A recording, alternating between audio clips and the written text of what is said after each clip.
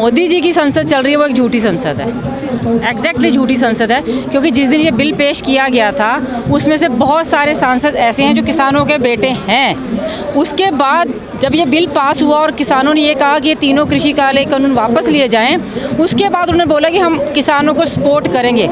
उनमें से एक वीरेंद्र सिंह जी के बेटे भी हैं। तो हमारा क्वेश्चन उनसे तब भी यही था कि अगर सच में आप हमें सपोर्ट करना चाहते हो तो जिस दिन आपके पास संसद में ये बिल पास हुआ कोरोना काल के अंदर, जब सारी दुनिया को आप घर के अंदर बंद कर देते हो, इमीडिएट एक मीटिंग बुलाई जाती है और बिल पास कर दिया जाता है, और वो भी उन स्टेट्स को बिना बताए, जो कि स्टेट का काम है बिल पास करना, आप पास करते हो। इट मीन्स कहीं ना कहीं आप लोगों के मन के अंदर खोट है। और वो जो सांसद बाद में आके हमें सपोर्ट कर रहे थे, उनसे एक ही क्वेश्चन था कि जिस दिन बिल पास हुए तब आपने साइन क्यों किया। तो मैं तो यही कहूँगी वो वाली सांसद झूठी है। आज जो ये सांसद यहाँ बैठे हैं, जो संसद भवन या पार्लियामेंट चल रही है, एक ये सच्ची पार्लियामेंट है। और आज आप लोगों का भी धन्यवाद करना चाहूँगी, क्योंकि इस सच्चाई को अगर आज लोगों तक जाता है, अगर आपको पता हो तो किसानों ने जो पीछे 11 मीटिंग्स हुई हैं, एक बात बोली थी कि आप लोग हम लोगों को लाइव दिखाइए लोगों के बीच में।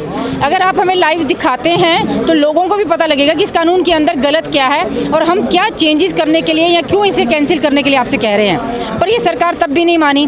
पर अब यहाँ पर आने के बाद हम एटलीस्ट अपनी बात को खुलकर कह सकते हैं और आप लोगों के माध्यम से, जो हमारे देश की 135 करोड़ की जनसंख्या है, अपनी बात को वहाँ तक पहुँचा सकते हैं। लेकिन मीडिया को भी तो अंदर आने नहीं दिया जा रहा है, आप लोगों को भी इसी एरिया में समेट के रख दिया है। ये इस सरकार का डर है, एग्जैक्टली डर है। क्योंकि कुछ गोदी मीडिया है, जैसे आर भारत वाले सुबह सुबह शोर मचा रहे थे, उसके बाद जी टीवी वाले कह रहे थे कि किसान और पुलिस फिर एक साथ हो गए, कुछ हो सकता है। इस मीडिया को तो वो प्रेफर करते हैं कि अंदर आए, पर आप जैसे जो अच्छे और सही हैं, जो लोगों को सच्चाई दिखाना चाहते हैं, क्योंकि ये सरकार नहीं चाहती कि किसानों की सच्चाई, अच्छाई और जो एक्चुअल में हमारी प्रॉब्लम्स हैं वो लोगों तक पहुँचे, इसीलिए मीडिया को रोका गया। यहाँ क्यों? हरियाणा के अंदर, अभी फरीदाबाद की बात बताऊंगी, कुछ दिन पहले खट्टर साहब आए। जब सीएम आता है स्टेट का तो लोगों को चारों तरफ पता लगता है कि आज स्टेट में सीएम आया है। उस दिन उन्होंने क्या किया, हम जैसे लोगों को हमारे घरों में बंद किया गया और मीडिया को with I card, with proper ID, आपका प्रूफ देके अंदर भेजा गया। और इनफैक्ट अगर काले मास्क थे या कुछ भी था, वो भी उनको बोला बाहर रखा जाएगा। अगर एक सीएम के प्रोग्राम में ऐसा हो सकता है, ये तो हम लोग उनके विरोध में खड़े हैं। ऑब्वियसली ऐसा पॉसिबल था। मैडम, आप हरियाणा से हैं, जितना तेज आंदोलन हरियाणा में है और स्टेटों में नजर नहीं आता, खासकर यूपी या उत्तराखंड। नहीं, बिल्कुल सही नहीं कह रहे हैं आप। कहीं ना कहीं देखिए, पंजाब और हरियाणा अपने आप में बहुत सक्षम है, क्योंकि हम लोग किसानों के बच्चे होने के साथ साथ कहीं ना कहीं अपने बिजनेस भी कर रहे हैं और कारोबार भी कर रहे हैं। क्योंकि हम लोग जब पढ़ लिख गए तो हम लोगों ने एक और रास्ता भी चुना। जितना तेज विरोध आप कर, मैं वही स्टेट नहीं कर रहे ना। रीज़न है ना, देखिए यूपी बहुत बड़ा है, बहुत बड़ा, और कहीं ना कहीं एक आप पश्चिम उत्तर भारत में आ जाते हैं, जब यूपी के अंदर वहाँ पे पूरा चल रहा है, जोर शोर से चल रहा है। दूसरे हिस्से में जाते हैं जहाँ किसान है ही नहीं, या जिनको इस दुख का, तकलीफ का पता ही नहीं, उनसे आप क्या उम्मीद करते हैं? जहाँ पे संख्या में कम है, अगर हम बात करें, हम पलवल फरीदाबाद की बात करते हैं, हम लोग संख्या में कम है। जब दिल करता है पुलिस हम लोगों को चारों तरफ से घेर लेती है। तो रीज़न ये है, आज आप लोग यहाँ पे 200 किसान आने थे, प्लस 40-50 और टोटल 250।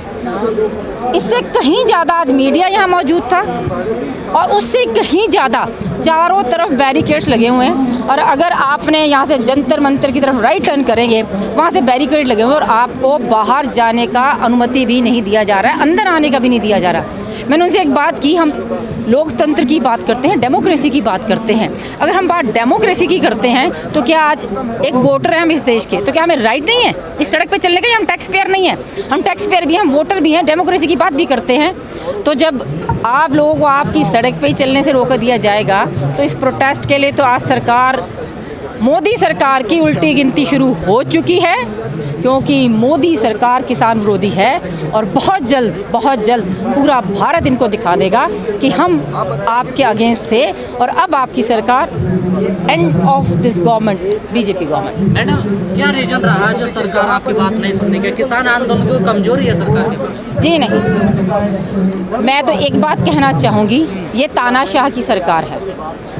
जब कोई भी तानाशाह जिस भी देश में आया है, उसने जब देश को बिल्कुल धरती पे ले आया है तभी माना है। अभी थोड़े दिन पहले जब संसद के अंदर ये बात की गई थी, आप लोगों ने भी इस लोगों को पब्लिश किया था कि मोदी गवर्नमेंट कह रही है कि कोरोना काल के अंदर ऑक्सीजन से किसी की डेथ नहीं हुई, और इस सच्चाई को पूरा भारत जानता है क्योंकि हम लोगों ने खुद ने ऑक्सीजन के पूरे वो लगा रखे थे।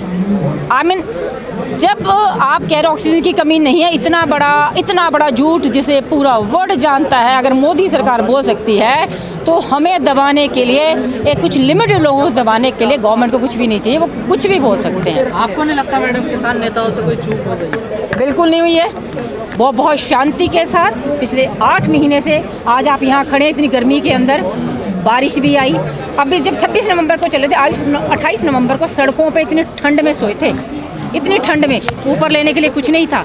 वो दिन किसानों ने देखे हैं, आंधी देखी है, बारिश देखी है, तूफान देखा है। आप मुझे बताइए, इन सब सांसदों से कहिए खुली सड़क पे आकर 1 महीना बैठ कर दिखा दें, अगर ये बैठ जाए तो हम मान जाएंगे हमसे गलती हुई है, पर जो 8 महीने से शांतिपूर्ण तरीके से बैठा है, गलती बिल्कुल नहीं हुई। बस ये सरकार अपने इतनी अकड़ में चल रही है कि अगर आज मैंने किसानों की बात मानी तो पूरे देश के अंदर बहुत सारे लोग हैं जो इनका विरोध कर रहे हैं। हरियाणा के अंदर पीटीआई टीचर्स भी हैं और अपने आशा लेकिन वर्कर्स मैडम भी हैं। आजकल ओम प्रकाश चौटाला जी जा रहे हैं बॉर्डरों पे, धरना स्थलों पे, क्या समझा जाए? उनकी सरकार में भी तो किसानों का कुछ ऐसा खास नहीं हुआ। मैं इस पॉलिटिकल बात का तो आपको जवाब देना ही नहीं चाहूँगी। किसानों की आप जो मुझसे बात पूछेंगे तो जा रहे हैं ना वो, नहीं, किसानों में अगर आप ऐसी बात करते हैं तो 90 MLAs के अंदर जब शुरुआत में हमारे पास सब MLAs ने आने की कोशिश की थी, मैं बीजेपी का जिन्होंने सपोर्ट किया वो भी हमारे पास आए थे और उन्होंने कहा हम आपको सपोर्ट देना चाहते हैं। तो हमने एक बात कही थी, अगर आप किसानों को सपोर्ट करना चाहते हैं तो सबसे पहले आप रिज़ाइन कीजिए। किसी ने रिज़ाइन नहीं किया, खड़े होकर शोर जरूर मचाया कि आज ये वाला MLA 11,000 10 बार बोलने को कहते थे, बोलिए, दिए दिए दिए दिए। अभय सिंह चौटाला एक सिंगल ऐसा MLA था जब वो पहली बार किसान आंदोलन में आए, लोगों ने बोला आप तभी हमारे साथ आके खड़े हो सकते हैं अगर आप रिज़ाइन करके आए। तो अभय सिंह चौटाला ने बिल्कुल नहीं सोचा, उन्होंने बोला अगर आप कहते हैं तो मैं रिज़ाइन देकर आऊँगा। उन्होंने इमीडिएट रिज़ाइन दे दिया।